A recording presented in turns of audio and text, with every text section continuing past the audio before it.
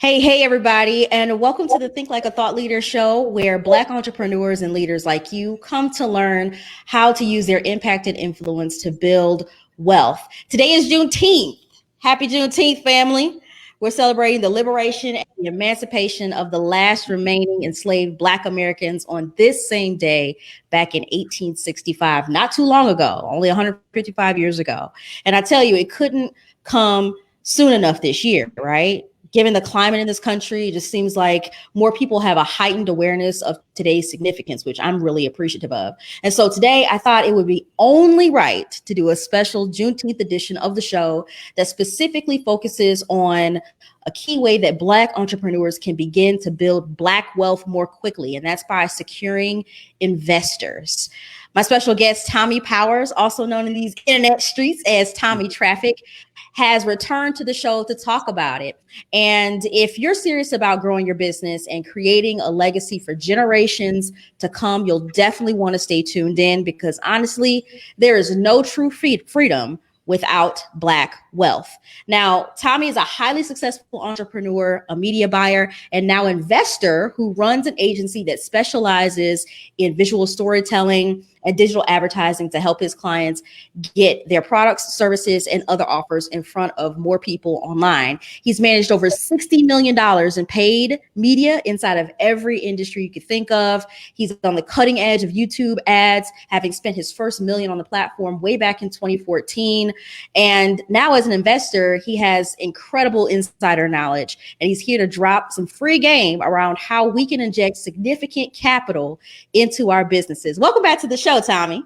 Hey, thank you. I like that intro. I need to borrow that. I'm gonna copy and paste and send it to you. How you doing today? I'm great. I'm doing wonderful. Good. So I appreciate you taking the time out on this Juneteenth.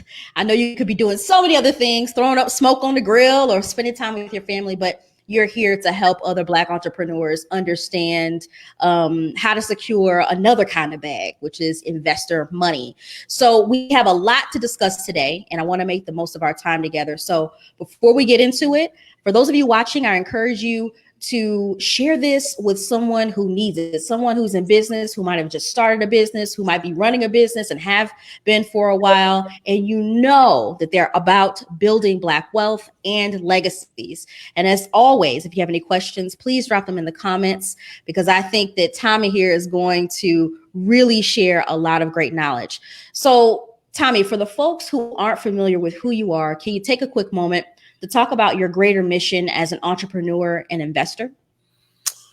Yeah, I mean, it all starts from, long ago, just wanting to, leave a legacy, being raised in, Mississippi and, coming from, the people that I come from and who I am as a person and how they, I tell them all the time, like the reason I am who I am because y'all built me this way. And it was always an underlying thing that in our, family on both mom and dad's side was that, as a people, in order for us to get to the promised land, right? All the generations got to do their part. It just can't be, you know what I'm saying? Like, it's like, it's not going to happen like in one generation. It's like it's going to be multi-generational thing to undo a lot of what was done to us. And so a lot of, my family, were working class. So I didn't grow up poor or anything like that. I mean, yeah, we didn't always have the most, but like we wasn't poverty. You know what I mean? Because my dad's side of the family, we grew everything. You know what I'm saying? My grandma went to town, right? Because my dad's side was in the country. Yeah. She wanted to go to town to get feed, flour, and sugar. Everything else, they either raised it, grew it, or whatever, right? So that was always an abundance in that regard. So in my mother's side of the family as well, like we all, working class, but it wasn't like nobody was gonna die and leave people no money where ain't nobody never got to work again. It wasn't none of that going on. But right. That was the mindset that I was instilled in me at a young age is, you might not get to that stage, but you got to build something that your children and the next generation can build on and go forth. And so that just kind of ingrained in me. I was just built, this way. And so obviously having children myself now, wanting to give them an opportunity to have, a better start than I did. And that's kind of what it all rooted in, really. That's awesome. So, we had like a 3-hour long conversation, I think last week, about building Black wealth, because you and I are mastermind buddies. That's how we even got connected in the first place. We're both here in the Atlanta area, but we also have some ties to the same place, Mississippi. And we have that kind of connection. And so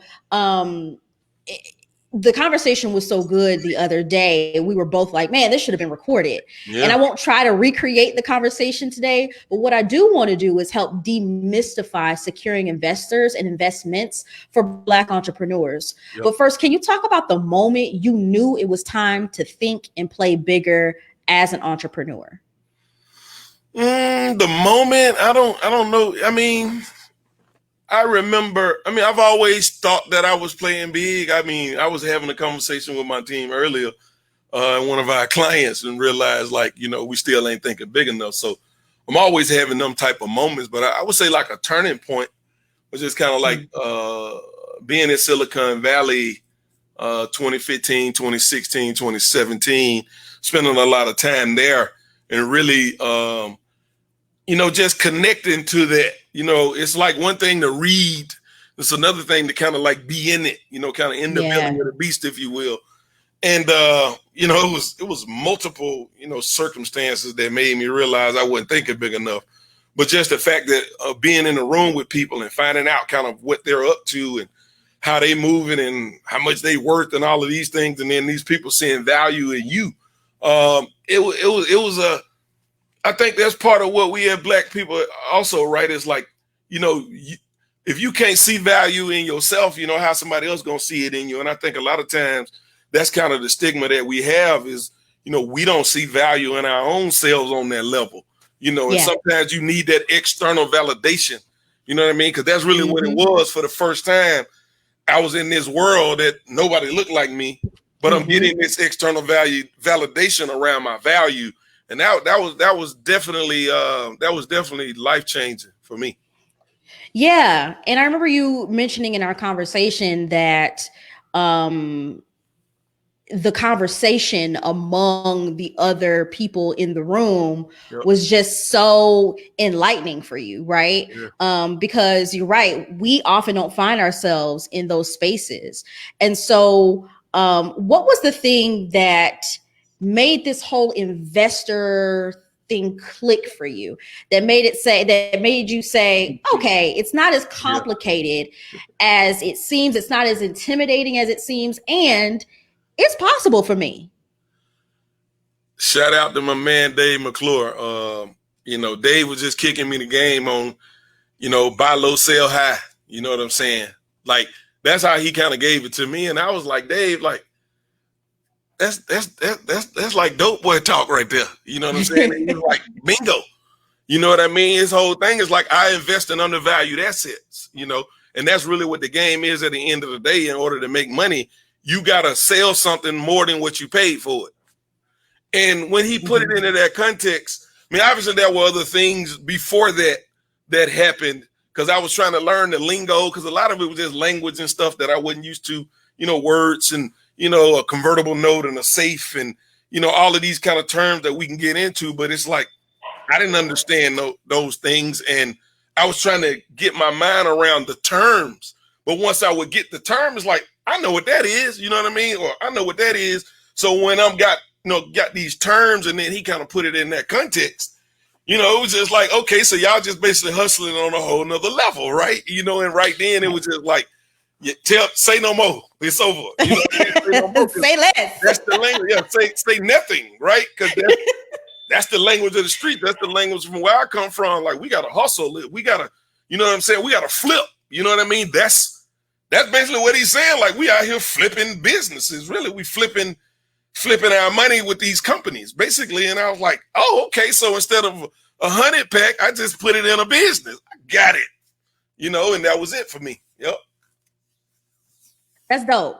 And when you told me that, I was like, yeah, actually, that is the heart of investing, you know? And I think that so often we have this connotation around what securing investors and investments means. And we can talk about that a little bit later. But first, let's set the stage with some context here, because studies prove that the net worth of a typical white family is $171,000, which is 10 times greater than that of a typical Black family at just $17,000, just a shade over $17,000. Now that's as of 2016. Those numbers might have shifted since then, but the reality is the situation is dire, and the truth is we're not going to close this wealth gap without some serious strategy.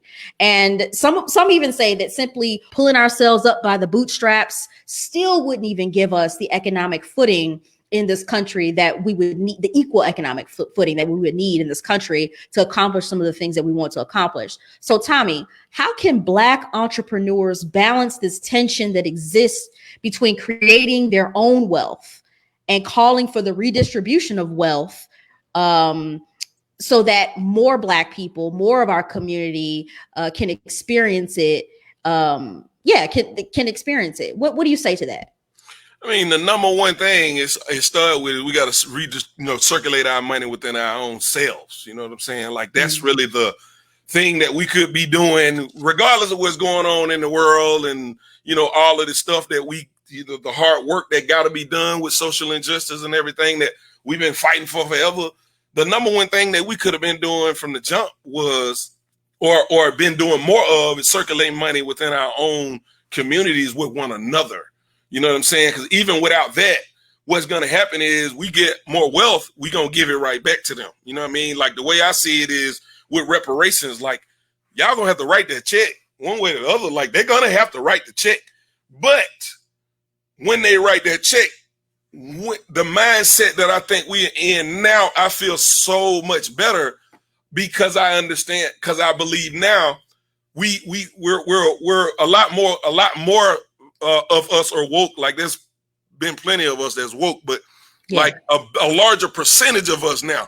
And I think what will happen now is that when we do get that, we don't turn right back around and give it right back, right? Because 10 years ago, 15 years ago, you talking about reparations, like Bentley and Mercedes Benz and Gucci and all of them don't ended up getting on reparations. You know what I'm saying? Because all these Black people don't get reparations, and we gonna give it right back to people that don't look like us. So that's really like the number one thing. So no matter what happens, that's how we build that legacy in terms of, being able to maintain that throughout history, basically, is what I want us to do.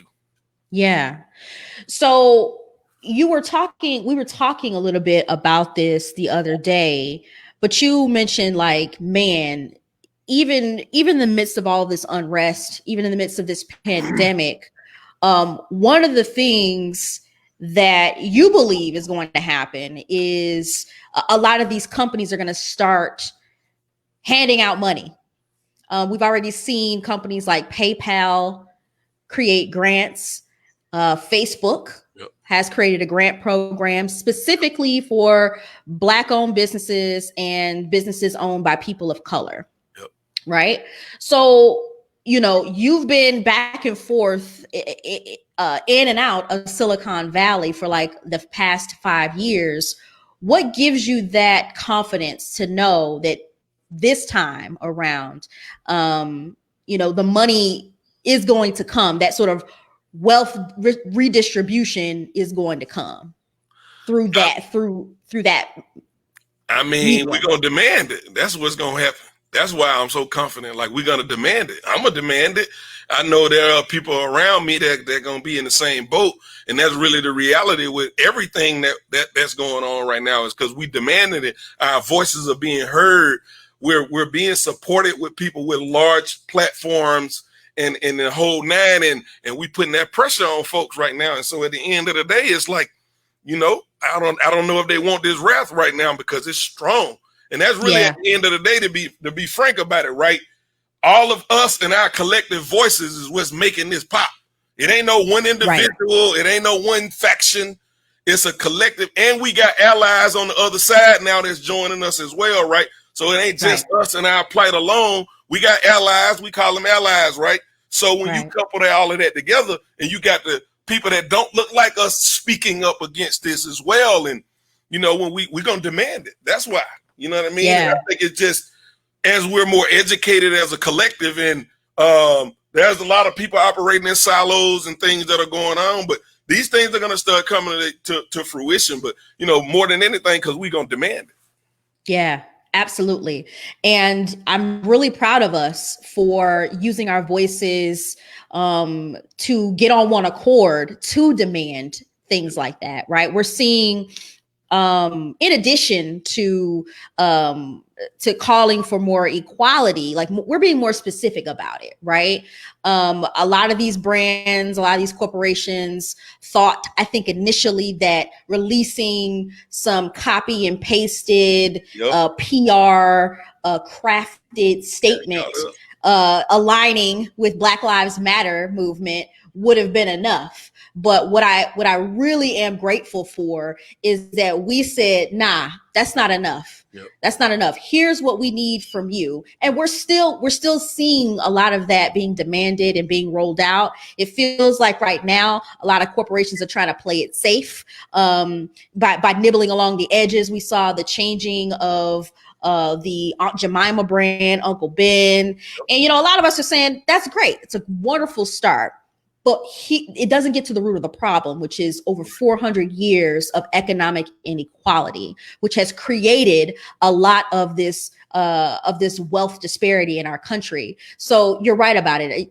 Our demands, I think, are being heard, and I just hope that our white allies don't get ally fatigue. Get tired of hearing it or get tired of doing the work, because we can't clock out, right? Nope. We in this thing for the long game. I mean, we got to keep the pressure on them. You know what I mean? Like, if they do start talking that, they're gonna have to get called out. I mean, the reality is, right, it's like all of it is demands. It's just that we've been demanding and when nobody listening. You know what I'm saying? But it's all demands. You know what I'm saying? Wealth is a demand. Justice is a demand. Equality is a demand. Politics is a demand. All of these things are rooted in demand. Because at the end of the day, if you're not making none and you don't have an agenda, then, you know what I'm saying? You can make demands like, what's the agenda associated with that? And how do you spell that out clearly? That's really what reparations is. Because at the end of the day, when we're able to communicate that clearly and put demands behind that and have agenda behind that, and we push that agenda, it's gonna happen. You know what I mean? Because we're just too powerful of a people for it not to happen. But now that we got their ears, we just got to stay on top of the game of demanding what we believe is rightfully ours, and that's what it's going to end up being. And I feel confident that we're going to do that. I'm very, very, very optimistic on that, just from seeing what a lot of my brothers and sisters out here doing, big and small, people on the ground and people all the way up in, the political arenas and the sports arenas and all of these places where we've been able to, have an opportunity to be in. It's like, I'm loving it right now. That's what that's what it boiled down to. And we're seeing when we raise our voices and when we stand firm, and like you said, come with an agenda, we do get heard because we're together, we're united. And I do hope that we become even more aligned with one another and united, and continue the fight in various ways, right? Not just on the ground, but also in the boardrooms, in the entrepreneur streets, in our little sectors and segments of our communities. So it's well known that Black entrepreneurs, among Black entrepreneurs, that so few of our businesses get those big angel investments and venture capital injections like the white men and women we see in Silicon Valley. It's a huge challenge that has led people like Arlen Hamilton to start Backstage Capital, and so many others have started similar funding organizations. As an investor, Tommie, what moves you to invest in a business? I mean, it got to be aligned with, my belief system. It has to be aligned with my skill set. I don't put money in things that I don't understand. So, first and foremost, that's what got to be, there for me even evaluate. And then when doing the due diligence process, it has to be aligned with my belief system. And at the end of the day, I'm not attaching my name. I don't care how much money is going to get made. I'm not attaching my name to something that I won't feel proud about, because I want to do good. I want to do well and do good at the same time. And if I don't feel that way, then I'm just not going to do that. Everything ain't out, growing up, my uncle used to tell me, like, everything, money ain't everything. You know what I'm saying? Right. It's important. But if you get driven by money, you're going to find yourself, that's going to be a miserable life, So those are kind of like the two there's a lot of more things in it, right? But, just at the top of the surface, it kind of start with, do I understand that first and foremost? Because if I don't, I'm not interested.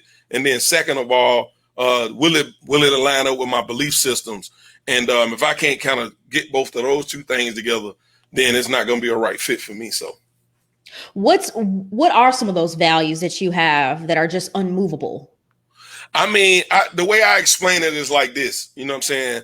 I want to invest in people who are delivering greatness. You know what I'm saying? Like that's kind of what it is, right? And so when you think about that, and it's a lot packed into that, you know what I mean? And some people, it might go, it's probably going to like, right? But like, what does that mean, right? At the end of the day, it's, greatness is like when I take what you deliver and I take what somebody else deliver, and, let's say it's baking cakes. You know what I'm saying? If your cake and this person's cake, maybe they got a pretty brand and the story and all of that is good, but the product is, you know what I mean? Versus your cake is the freaking bomb, but like don't nobody maybe know about it as much, or maybe, it ain't packaged up right, or maybe your story ain't being told right. Like that's what I'm looking for, because that's an undervalued asset, right? I go back to my mentor, Dave, who kind of, kicked me that game, because if you are already delivering greatness, what I know how to do is market that.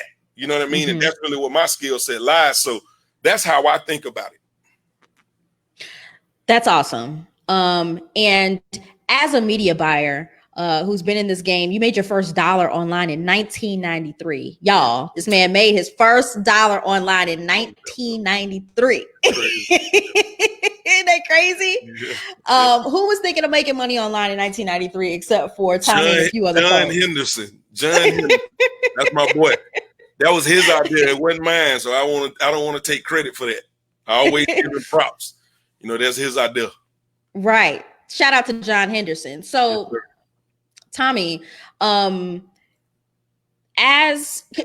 I want to get to this idea of marketing and advertising, because studies show that within the top 3 challenges that a lot of Black-owned businesses have, it is advertising and marketing. The first problem is the flow of capital, right? Yep. The second one is advertising and marketing, and third one is time management. Yep. So as an advertiser, an expert advertiser, what do you say to companies that say, you know what, we don't have a big marketing budget, but we know that we deliver a wonderful product, a wonderful service.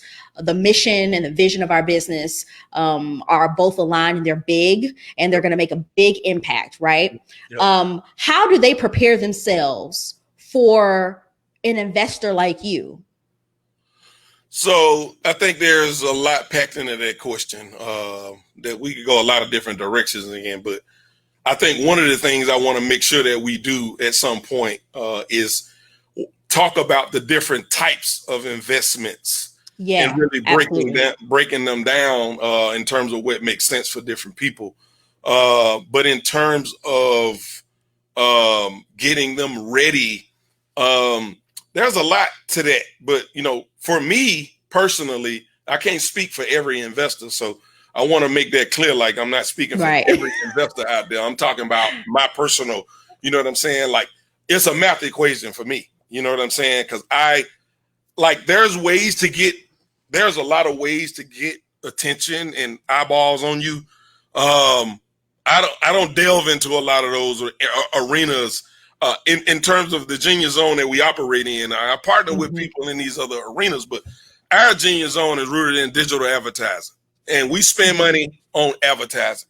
That's the game. So it's just a math equation, right? If I put $1 in, what does that look like? And so what happens is, in order for someone to be getting themselves together, for somebody like myself, if they don't know their numbers, I mean, it's going to be a real challenge. You know what I'm saying? And what are some of those key numbers, Tommie? Because we hear that all the time. We hear that for those of you who may watch The Prophet, who are fans of Marcus Lemonis, he always says, if you don't know your numbers, you don't know your business. So what are those numbers that they should know? I mean, it depends on the business, right? You know what I mean? But like margins is huge. You know what I'm saying? Whether you selling a service or a product, it doesn't really matter. Like, all businesses have a margin that they operate off on. Some businesses function better with certain margins than others, right? Some businesses have a volume play. Some businesses have, you know, like on the services side, it's not as much of a volume play. So, you know, from a margin perspective, it might be different, right? But like their margins, you want to be looking at your customer value. You have to look at that in the short term and the long term in terms of, you know, what is the customer worth to me today versus what's the customer worth for me 12 months from now, 18 months, 2, 3, 5 years, even depending on the type of business that you have, versus, you know, I'm just, you know, somebody's going to buy something from me today and I got to go find somebody else to sell to because I ain't going to make no more money off of that person. That is not a business. That's just a hustle. You know what I'm saying? I've been there. So I'm not throwing shade at nobody now. I'm not throwing shade because I've been there too. But that's not a business. That's just a hustle. So, you know, when you understand these things and you're looking at your numbers and stuff like that, you know, these are the types of things that you're looking at. I mean, there's probably a lot of other ones, you know what I mean? Just in terms of, you know, a P&L. So if you ever heard of profit and loss statement, that's something somebody can go look up to understand what a P&L is and how to actually run one. Because when I talk to somebody and they say, oh yeah, I got my P&Ls, you know, perfect, right? Because if you running a P&L every month, you probably got a handle on your numbers. Yeah. Well, that's good to know. And you know, just for a disclaimer, this is not an investor masterclass at all. Correct. What this is helping more Black entrepreneurs get in this mindset of preparing their businesses for investors and investments. You're not going to learn everything in this time we're together, but this is designed to give you some things to think about because, again, you don't have to wait or you don't even have to be a huge tech company, you know, with this novel, innovative idea in order to secure investments. You know, we want to dispel that myth. So speaking of dispelling myths, Tommie, what are some of the major misconceptions about securing investments that you had to dispel within your thinking and the thinking of those that you mentor? I'm gonna be dead honest with you. I didn't even know a lot of these opportunities or even existed, to be honest with you. So for me, the biggest thing, the challenge for me was just being exposed to it. You know what I'm saying? And I think that's really part of, you know, what we're trying to do here, right? Is expose people to, you know, we ain't gonna be able to give you the nitty-gritty and the details down the rabbit holes and stuff. It's really just exposure. And that was really the big thing for me. It was just like, wow, people, you can do that? I can do that? What?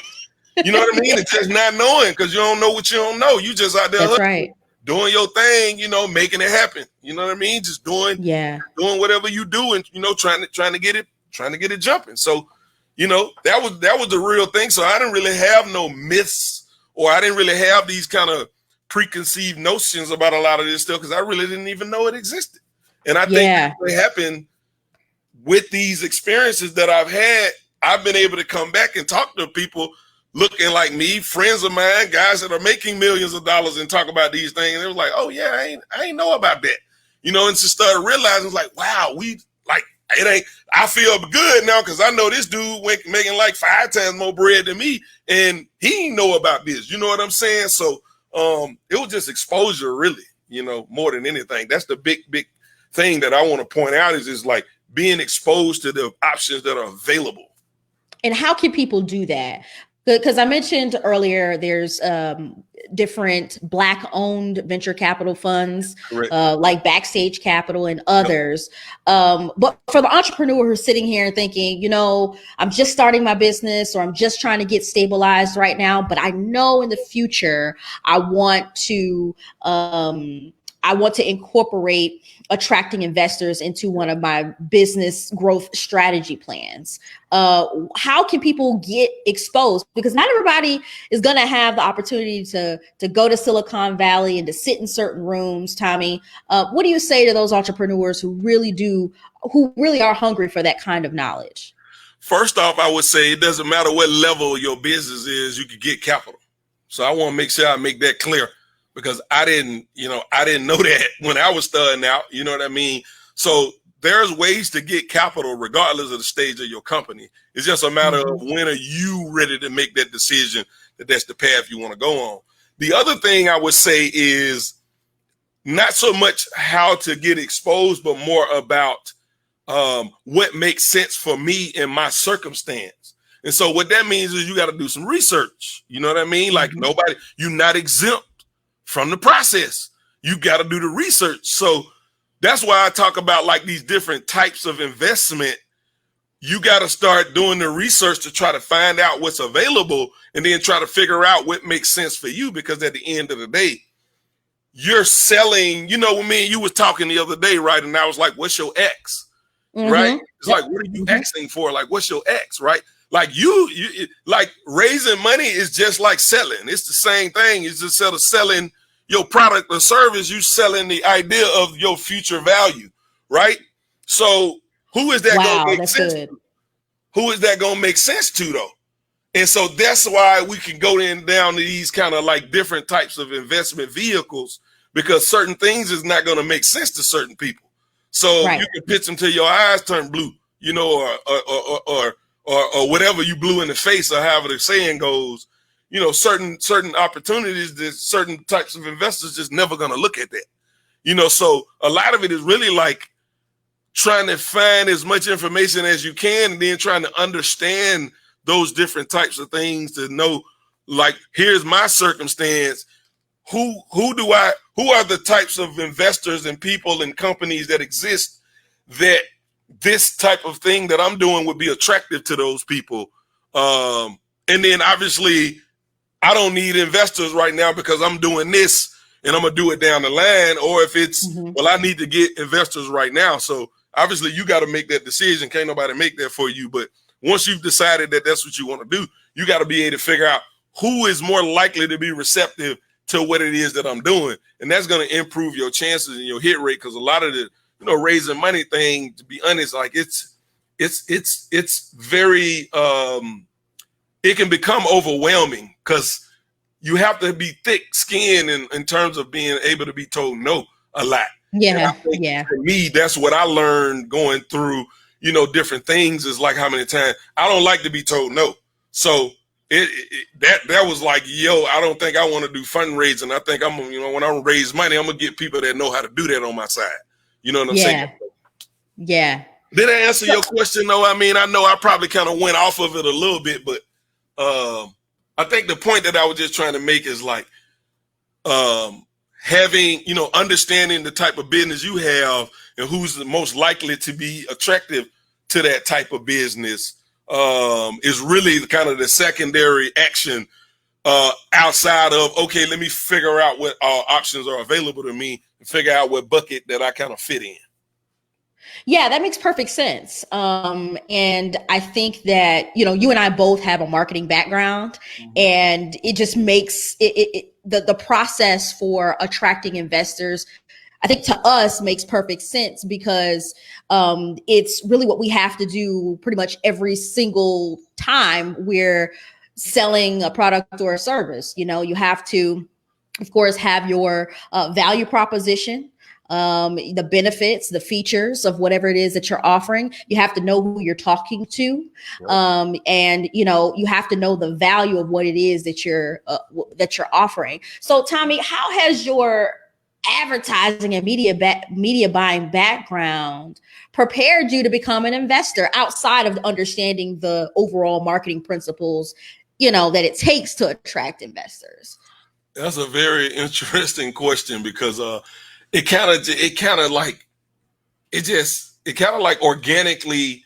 I mean, here's the reality, right? Like I've been doing this since 2007, right? And so 2010, when I got in the agency game, a lot of what I wanted to do, like my whole thing was about how do I make my ads work better? You know what I mean? Because I come from affiliate marketing. When I first started buying ads, I was doing affiliate marketing. So if my stuff wasn't performing, I wasn't making no money. You know what I'm saying? But I like that because I like to bet on me. You know what I mean? Like I've always been somebody to bet on themselves. So I like the idea of getting paid on performance, right? Because it's black and white. You know what I'm saying? The numbers speak for themselves. Cut the check. Right. You know what I'm saying? So when I got into the agency mock game, I still kind of carried that, and I still carry that to this day. But like I carried that, and so what happened in the agency game is I want my ads to perform better. Now I have access to things that I can tweak for that versus as an affiliate, they give you an offer. You got to build everything you build around whatever they gave you. When I got into the agency game, I started understanding like what they gave me, I can actually shape that. You know what I'm saying? I can polish it. I can do these things. And that started taking me down the path of, optimization and landing pages and, and because I was already understanding testing and split testing and all of this stuff. But now I'm starting to work with funnels and, all of these things and messages and copy and all of these kind of pieces where I can start improving the thing, because now that would make my ads work better. Because at the end of the day, a great offer and a strong business behind that offer is very, very huge component of my ad game. You know what I'm saying? Yeah. If the business is not a good business, people don't serve their customers, all of the infrastructure side of it, right? If that's jacked up, I don't care. I can blow their ad, I could scale their ads and then the business just gonna crumble. I've seen that happen before, right? So, even with the offer, if the offer is strong, you know what I'm saying? Like versus a mediocre offer, that could have an impact on my ads, right? So I started delving into these things to make my ads better. And what happened by default and organically is I started learning all of these things about these businesses and different business models. And I started kind of keying in on ones that is like, okay, I really like these types of business models, being online education, e-commerce, and software as a service type of stuff. Like these were the ones that kept kind of being areas where I was able to make, significant kind of, traction in. Right. And so that's, I kind of start doing that. And next thing I know, I'm inside of these companies. I'm helping people build 8-figure brands from scratch and, flying all over the place and, sitting up in the room with these CEOs of, companies and, all of this type of stuff, and really being able to understand how these businesses work, and then being able to see, oh, if you did X, Y, Z, this would then do this to your customer value, which then we can spend more money on ads, right? So everything I'm looking through the lens of how I make my ads better. But what happened is I started learning all of these things about businesses, because the deeper I got, the more I realized it's like, well, if you did that, that would make my ads better. And so now I'm starting to get the wheels turning of, okay, I need to know everything that I can know about how this business is operating, because the more I know and the more I have on that front, it's going to help my ads perform better. Right, so ultimately, what ended up happening is I was just on a quest to make my ads work better, and I ended up learning all of this stuff, which now as an investor, I already know what I'm looking for when I go look at a business. I know what is there, what's missing, this, that, and the third, because of having those experiences of being on the path of, I just want to make my ads work better, so it's kind of funny how it kind of worked out like that.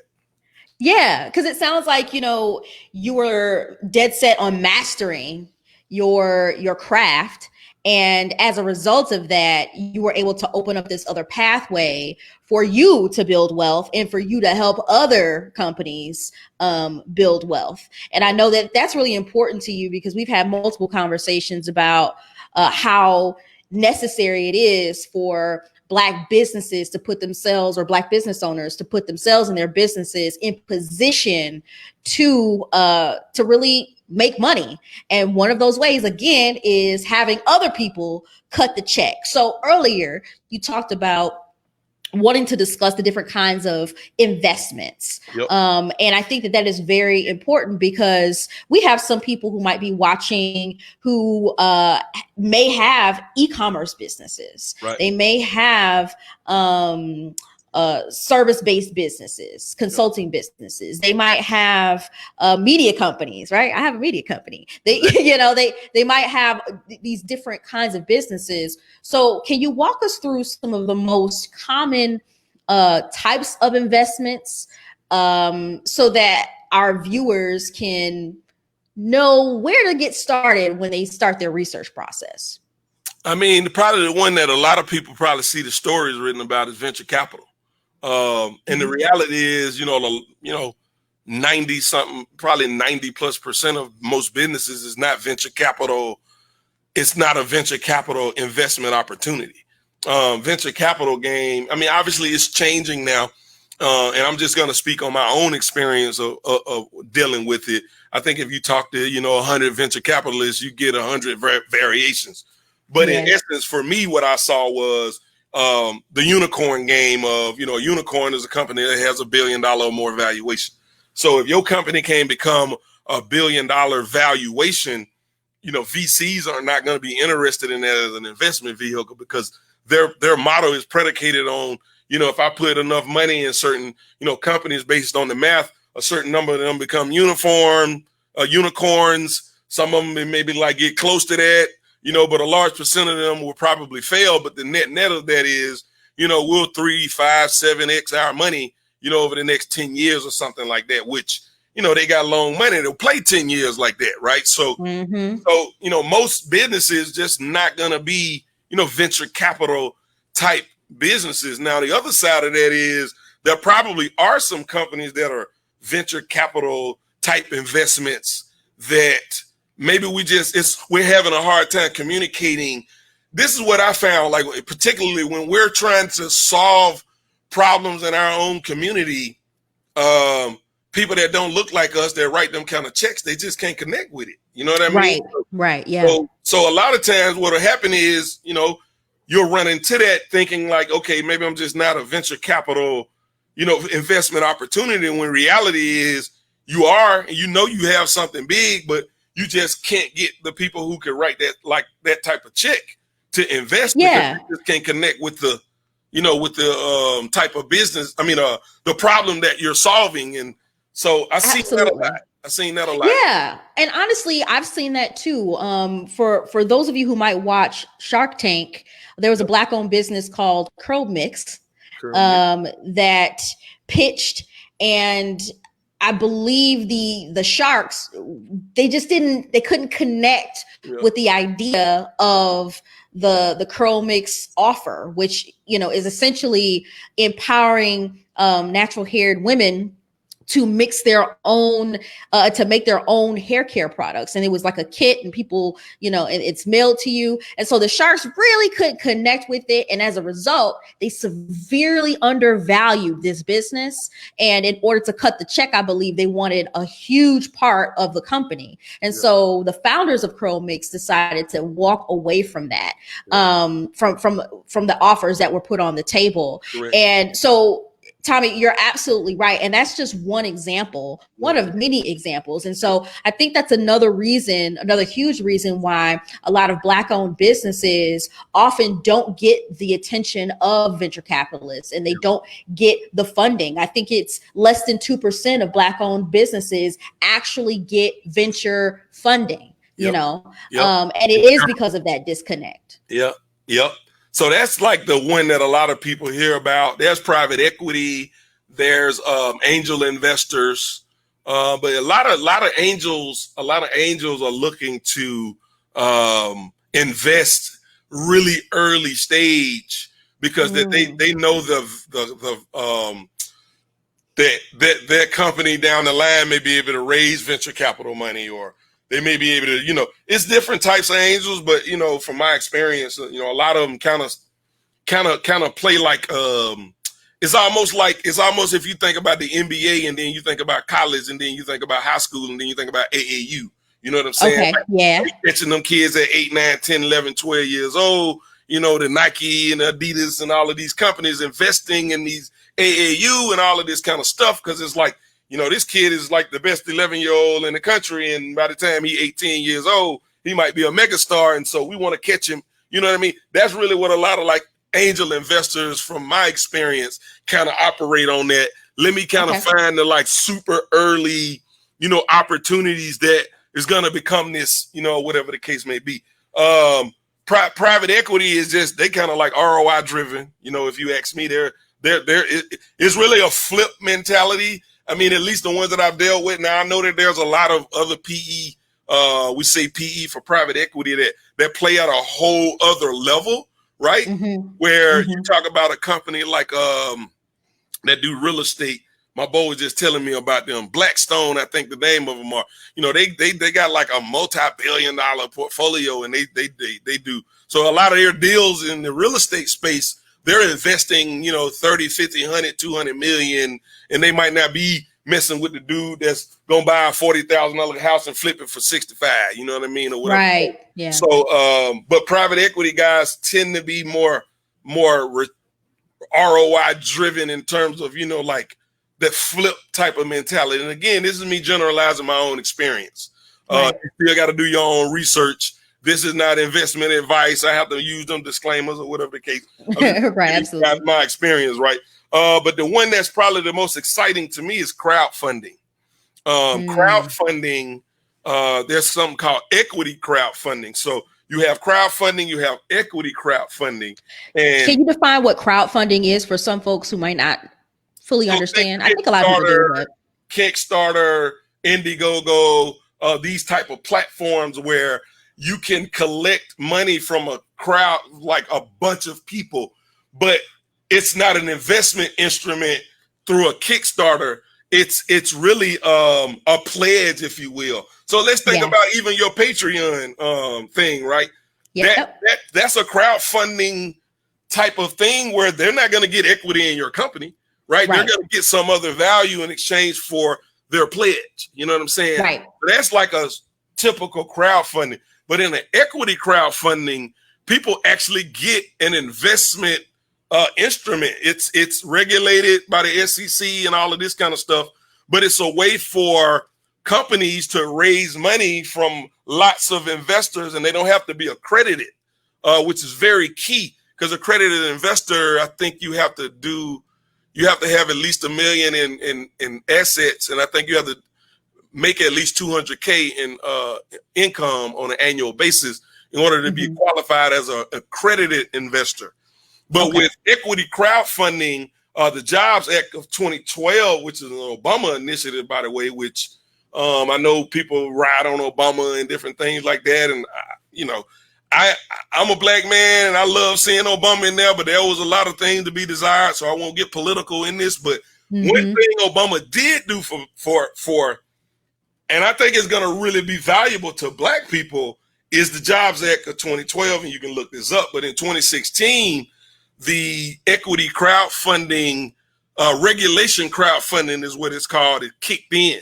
So basically with equity crowdfunding, you can raise money from a bunch of people and give them a stake in what it is that you're building through that. And then they have different variations of it. But regulation CF, I think you can raise $1,070,000 is the max.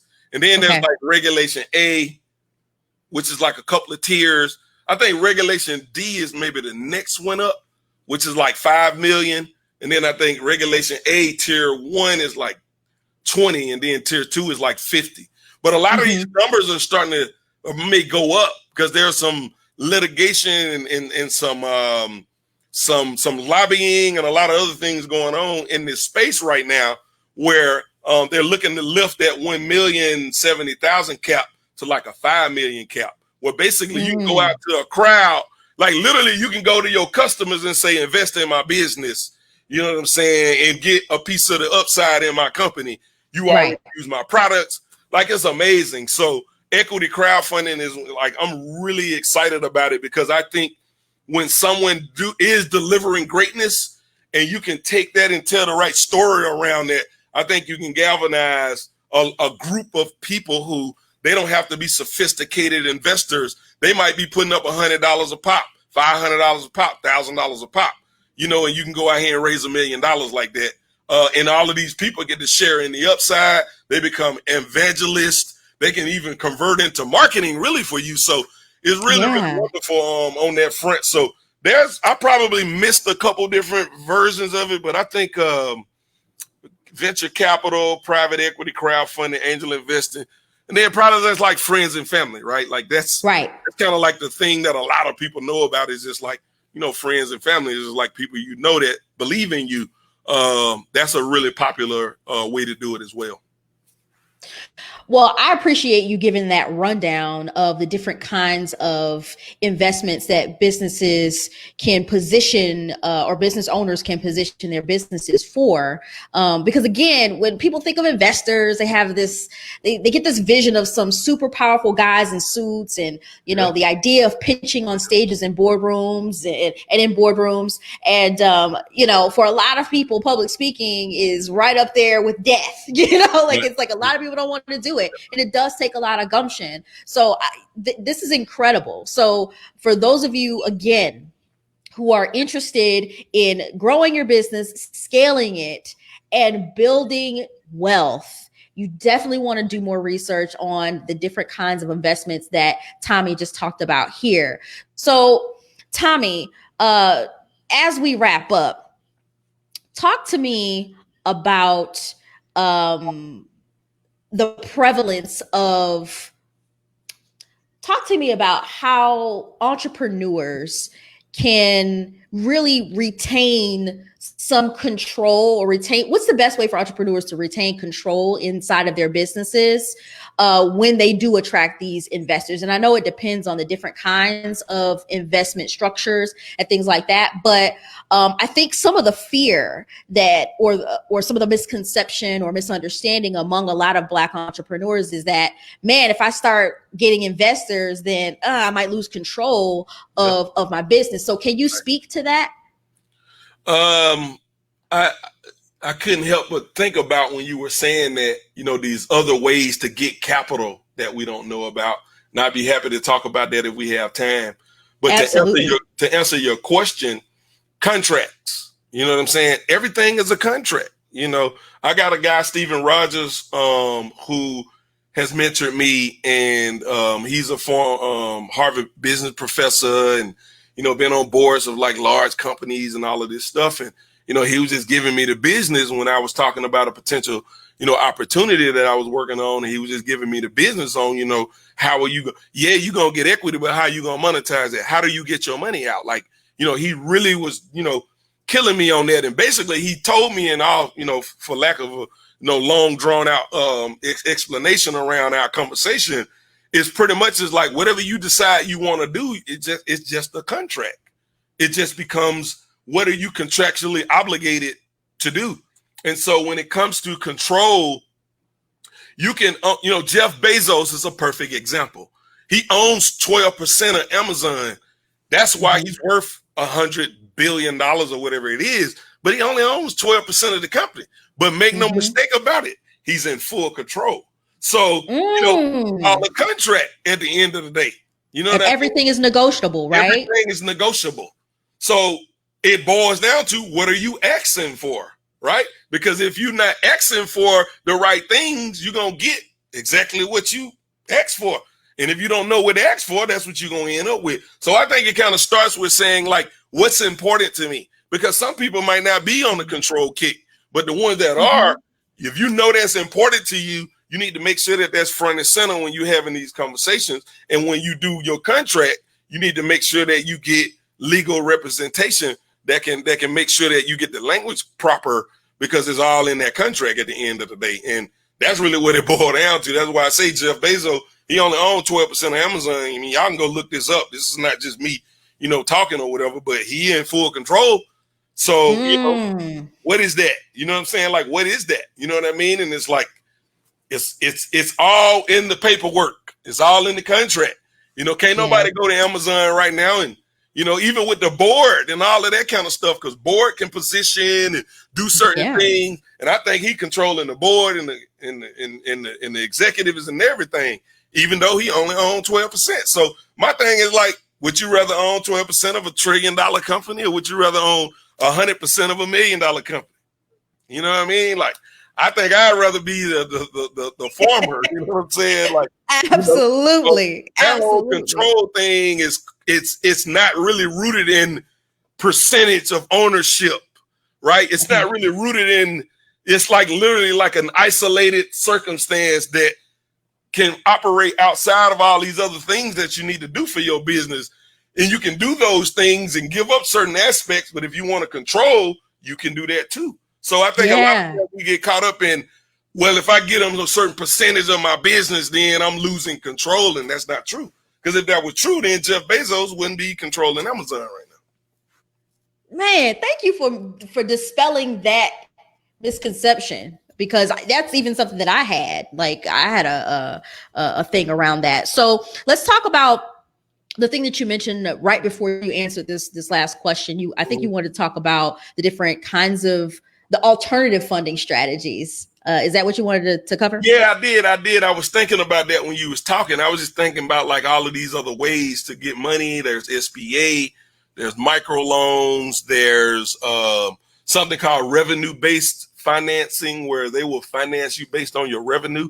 That's a thing that become really popular in the e-commerce space. Companies like Clearbank, who I've worked with before, Payability. There's a couple of other ones, but in essence, what they're doing is kind of like a revenue share model, where basically, let's say your company making 10 grand a month or whatever it is. I think they got like a minimum qualifications, a lot of these companies, but they're basically looking at your revenues and they're basing their investment decision. And it's not really an investment for equity. It's really a revenue share play where they're making an investment.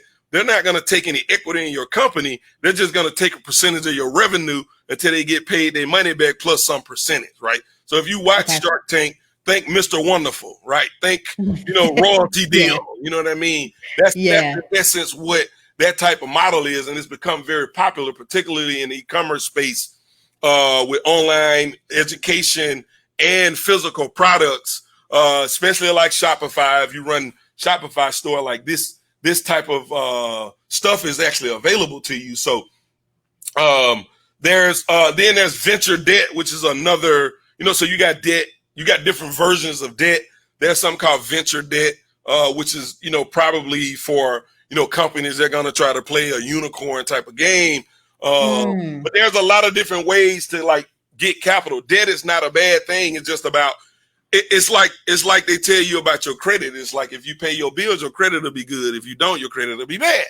And if you're not good at managing your money and you're not, what I'm saying, like, debt is going to be a bad thing. It can really, a lot of companies are riddled with it. You probably see, you talk about Marcus Lemonis and the Prophet, and you see how a lot of them businesses he go into, he's asking the questions about how much debt you got in the books, or whatever. And then you going through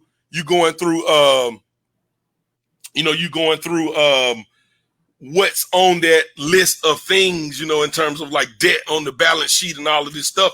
And he looking at that and he making an investment decision on the fact that, like, you got all of this debt and I got to come in and to get this debt off of the books or whatever the case may be.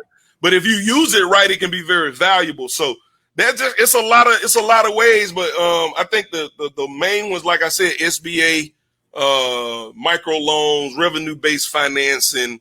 These are really popular ways to actually get your hands on some bread too. Tommie, I want to go back a little bit and talk about, because what you were talking about just now actually sparked another question, and I hope I don't lose it by the time I get it out. But and I think I already did. But I lost it. Okay. because it was really good though. And I think a lot of people will want to know what the answer is to it. Maybe it'll come up a little bit later, but again, I really appreciate you stopping by the show to break all of this down, because it's so easy to kind of get in business. A lot of us get into business out of necessity. We're seeing that Black women are the number one demographic for starting new businesses. But what we often don't talk about when we kind of sort of spit that data point is this insight that, the cash flow, the capital that's coming inside of these businesses are often so small and so inconsistent that it forces a lot of people to close down. And I know that there are people who are watching who understand, who believe that they have a calling, that they have, not just a calling, but a wonderful way to impact the world through business. And they're probably thinking, man, if I just had X amount of dollars, because I see in Facebook groups all the time where people ask the question, well, what would you do right now if somebody cut you a check for $100,000? And people, the comments go crazy. I would get an assistant. I would do like, so we see how much more money inside of our business or our businesses are needed. And again, the reason why I wanted to do today's show and focus it around investors is because this is a very viable way to continue to build wealth. You're not going to build wealth by having the equivalent of a job inside of your business, right? Because you mentioned earlier about how some business models are really just hustles, so how can people become more investment minded, right? So, because you said it doesn't matter what stage you are in business, you got to know your numbers. You have to start doing your research around what kind of investment strategy is going to work for you. Can you talk about the question I had just came back to me? See, I knew if I would get talking, it would do that. But can you talk about the importance of just liking the person behind the business that you're investing in? Because I watch a lot of the profit, right? Yeah. And some of these folks that Marcus Lemonis be dealing with, it's like it makes you want to pull your hair out. They have a wonderful business. They look good on paper. So how do you kind of gauge whether the chemistry is going to be right for you to even entertain investing in a business? I mean, I'm a work in progress. You know what I'm saying? The people that I get mentorship from and whatnot, they're working on me in terms of taking emotion out of the equation, and then looking at something for what it is. Because if when you make emotional decisions, which I know this, but then I'm on this investor side and I'm on this whole, this person that, whatever, right? And, it's like, you got to take that out of the equation. And I think when you look at a Marcus Lemonis, he's probably mastered that, right? So when I look at myself as an investor, I'm a pretty young investor in terms of my career of doing everything else that I've done. The investment part of it is like a small piece of it, as of right now, right?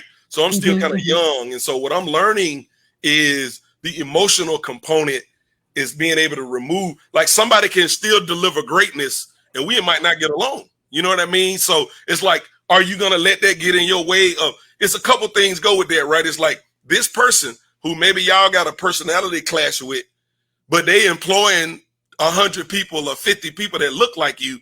You're going to allow that personality clash to get in the way of they're delivering greatness and all of these other people eating off of that.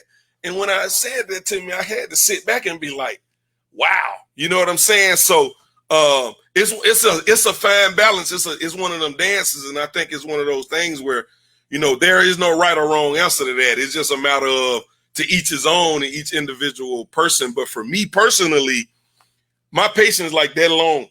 You know what I'm saying? Like, I just don't have a lot of it. And I'm learning that through being a parent. I had to learn patience. Now I'm trying to take that parenting patience that I learned and apply it, in this other world, especially with building a team and building my own organization.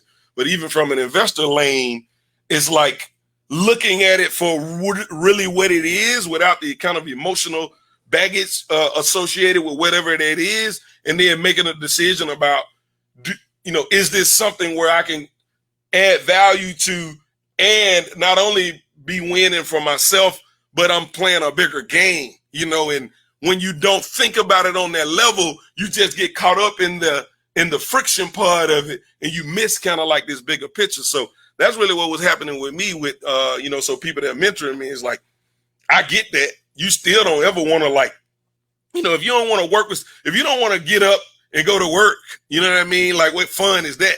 But you definitely gotta have a more holistic view where your emotion is less of a component of that, and your patience is less of a component of that that's driving those decisions. So yeah, for me, I'm a work in progress on that right now. 'Cause, a lot of times I'll be like, I don't like this person or whatever the case may be, and I don't even want to talk about it no more. And it's just like, I'm done. I'm quick with it. I mean, I'm a quick decision maker. Yeah. So Tommie, how hands-on or involved do you get inside the businesses that you invest in? Is it just cutting a check, or do you offer guidance and strategy and all that other stuff? So let's get it straight. Like, just straight cutting checks and walking away that's not my investment thesis. My pockets ain't that deep to the point where I'm just cutting checks and moseying on about my business. I mean, there's probably a couple situations where I do something like that because I believe in kind of what they doing or whatever, but it ain't like I'm just doing that a lot. You know what I'm saying? That ain't really my thesis. How deeply I get involved, I mean, that's another one of those things that as time has progressed, I've had to kind of restructure how that works, right? Less than it used to, right? Because, I like to operate at the strategic level, and then having a team now is what allowed me to be able to go and do some of the things that I'm doing, whether it be, I got my team and we operate on what we do, and we're taking that and injecting that into a company that we want to invest in. Or, I got, two other partners, Tyron Spear and Kai Raviere. We have a thing together where we're combining our efforts and energy and money and expertise and all of these pieces to then put and direct into businesses. So in terms of just like my personal time, not nearly as much as I used to, because I was doing deals in 2017-ish when I was really kind of in this investor mindset. And I was spending a lot of time in it. And I started realizing it's like, I lost focus on what was really making me my money in the first place, because now I'm in here because what happens is you go into a deal, you put some money in, you putting your effort in, and then next thing you know, you finding these problems. And in order to solve these problems, you got to throw money at it, or you got to throw more time at it. So when your pockets ain't that deep, guess what happened? You throwing more time at it. Why? Because you're trying to chase the money and time you already got in, trying to get it back, instead of just cutting your losses and walking, which is another thing that I had to be mentored on. Because sometimes, there was a saying that one of my mentors reminded me of, this movie American Gangster. Denzel Washington is in Asian country. I forget what country it is, but the guy who he's buying his stuff from, you know what I'm saying, and shipping it out of there from Asia back over, he tells him, he was like, quitting while your head is not the same as quitting. You know what I mean? So it's like that mindset of, sometimes you just got to know when to say when and walk. You know what I mean? And so what I was doing a lot of times is chasing the investment that I already had, throwing more good time and money after bad. You know what I mean? Yeah. I learned the hard way. I ain't really on that no more. So now I just try to operate more on a strategic level. But I probably have, some time that I have to invest in, because a lot of the investments that I want to be making and am making right now are directly associated with what I consider my genius zone. And if there's nothing there where I can use my genius zone, I'm not going to be interested. So I got to look at that first. And then secondary is, how much capital am I going to need to be able to, maybe I can use all of my genius zone with, little to no capital, or maybe I got to put a little capital with it, or whatever the case may be, or maybe I need a little more capital and less of my genius zone. But that's like the core thing that I got to first identify. Can I put my genius zone into this? And if the answer to that is yes, then it's like, okay, what does that look like? How much capital am I going to need to be able to then do that, or time, or team, or what have you, so that I'm not waking up, spending 2, 3, 4, 5 hours a day on somebody else's dream. I want to invest in people who got a dream and a vision and help them reach that vision. I don't want to be, which I was doing before, is showing up into something and now all of a sudden I'm the one with the vision of your stuff. Right, running the business. I'm cool on that. But again, I had to go through that to learn that, right? Yeah, like, yeah. That's what it kind of, that's kind of what it is. So less now intentionally is like telling people up front, if I'm investing in you, like I don't work for you. You know what I'm saying? Like, let's get that straight. You know what I mean? Like, I don't work for you. I'm here to support you to reach your vision. That's what I want to be able to do.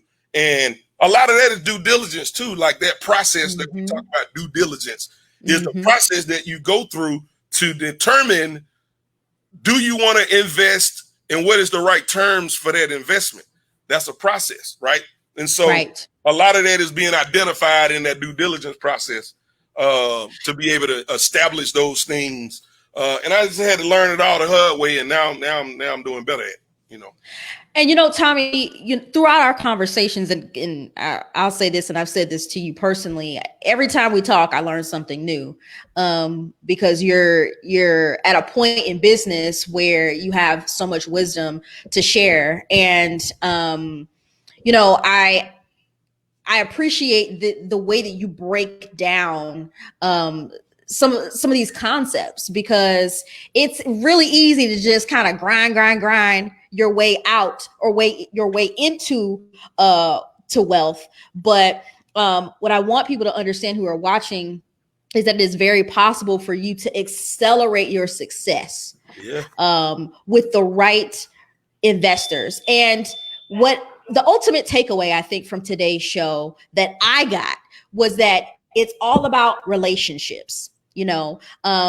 It's not this transactional kind of thing. And you helped me understand that, some investors are looking for relationships, but either way, it is a relationship that has to be managed. And as a visionary and as an entrepreneur, it is important and incumbent upon those of us who are searching or trying to attract investors to make sure that we understand how to manage those relationships. 100%. I mean, I couldn't say it better myself. I don't really, the only ad I would probably just say is, at the end of the day, everybody's looking for an opportunity on some level. Like, that's just the reality. Like, everybody's looking for an opportunity, and, do yours look gooder than some, look better than somebody else's at the end of the day? That's really what it is. But I agree with you. The relationships are key. They're huge. So yeah. Well, Tommie, thank you so much again for taking the time to stop by the show. I always have a good time talking to you. And you came on the show first time talking about how people can really accelerate their businesses through advertising and marketing strategies. And now you're back as an investor, telling us, dropping all the good game on us. So how can people get connected with you? Tommie Traffic, like my name, Tommie with an IE, TOMMIE, traffic.com.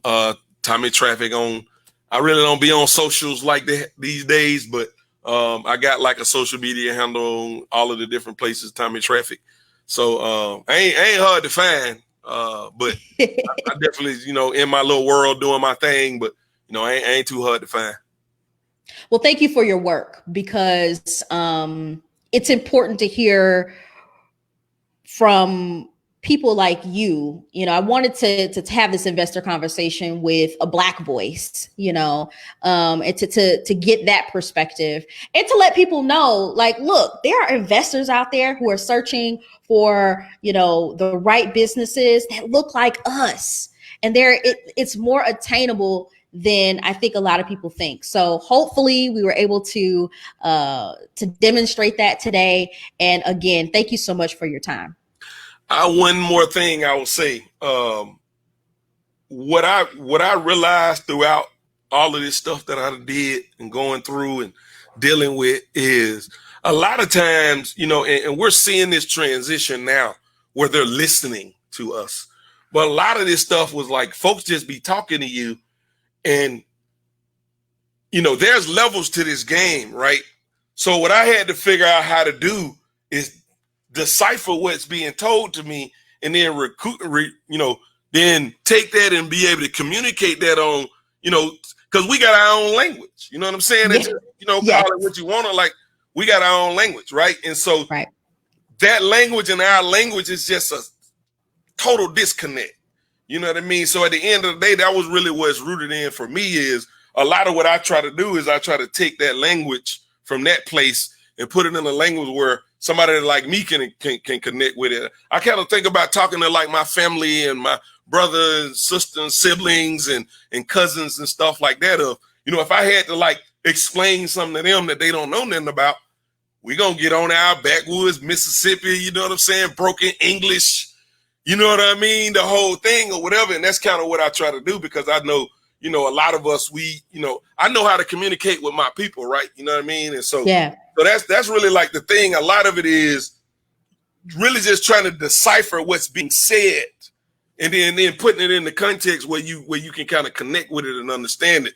And that's a challenging thing, to be honest, because I was in Silicon Valley like 2 years, but I'd probably say the first 6-8 months, I just was like, folks were saying stuff and it was just doing this number left and right. Yeah, like drinking out of a fire hose, huh? And then 6 months later, it wasn't then they weren't saying to me that I wasn't catching on, because it wasn't that I didn't know what they were doing. I didn't know the game. Like I didn't know what they were doing. Like I understood the game that they're doing. It's just the way that they were doing it and the way that it was communicated wasn't, no one was there translating it for me. You know what I'm saying? So I kind of had to go into that and gather all of that and then try to unpack all of that stuff. And I think that's the challenge that we have. And I think honestly, just to be straight up, I think there's racism on that level, right? It's just another level of racism where, you know what I'm saying? Like it's not in their best interest to try to break it down for us. It's probably in their best interest to communicate it in such a way where it don't make sense to us. Yeah, that gatekeeper.